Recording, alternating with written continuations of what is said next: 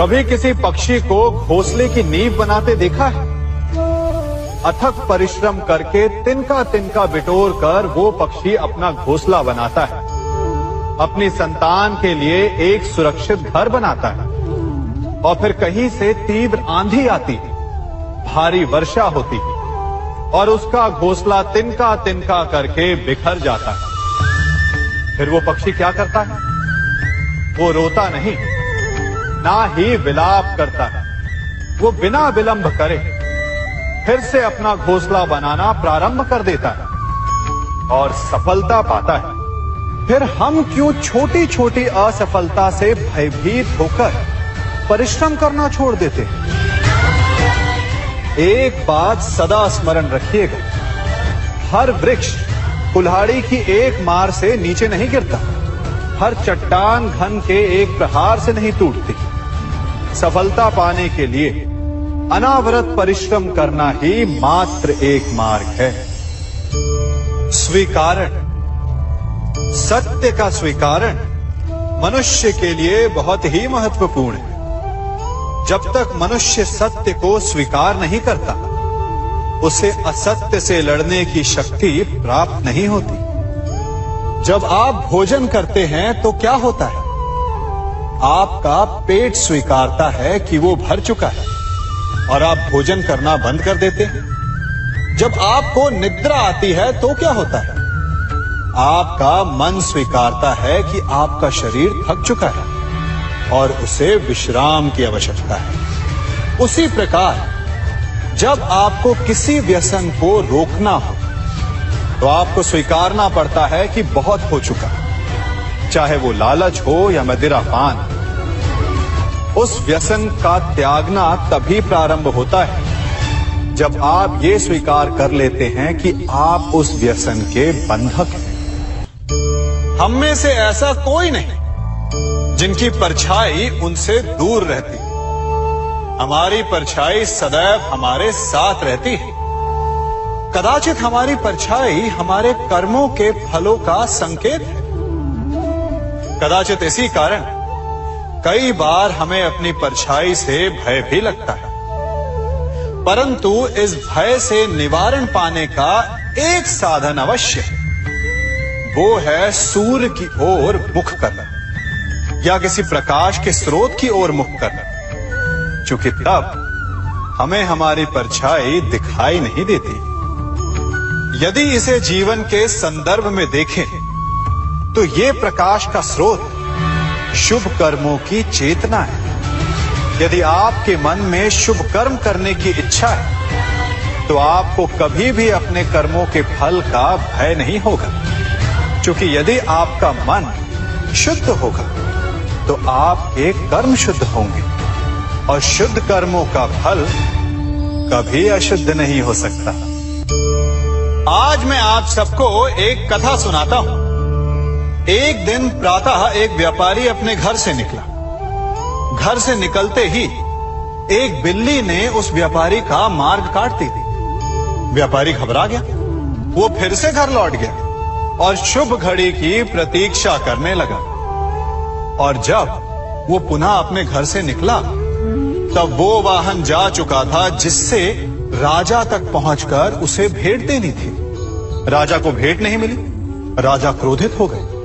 राजा ने उस व्यापारी का व्यापार बंद करवा दिया। इस कारण व्यापारी क्रोधित होकर घर पर अपनी पत्नी से लड़ बैठा।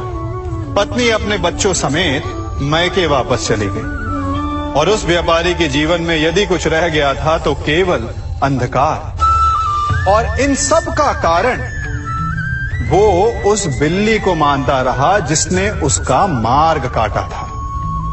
ऐसा ही एक दूसरा व्यापारी राजा को भेंट देने निकला और उस व्यापारी का मार्ग भी एक बिल्ली ने काट दिया।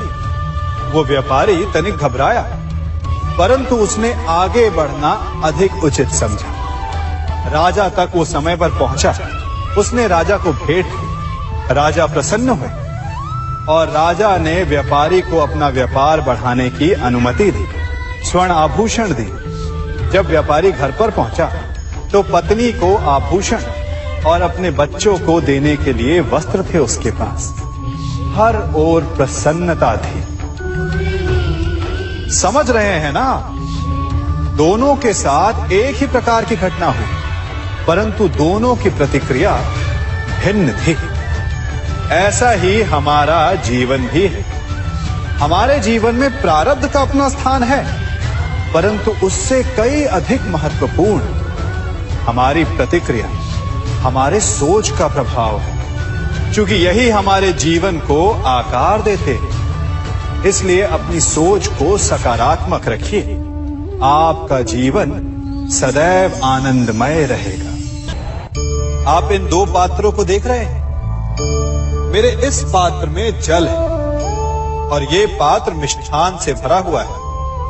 दोनों ही पात्र भरे हैं, परंतु देखिए, मिश्री को जल में मिला दिया, जल ने मिश्री को अपना लिया, मिश्री ने अपना अस्तित्व खो दिया, परंतु जल को अभिमान है कि उसका अस्तित्व अभी भी बना हुआ है। परंतु जो इस जल को चखेगा उसे अवश्य पता चल जाएगा कि ये जल अब वो जल नहीं रहा, ये अब शरबत बन गया।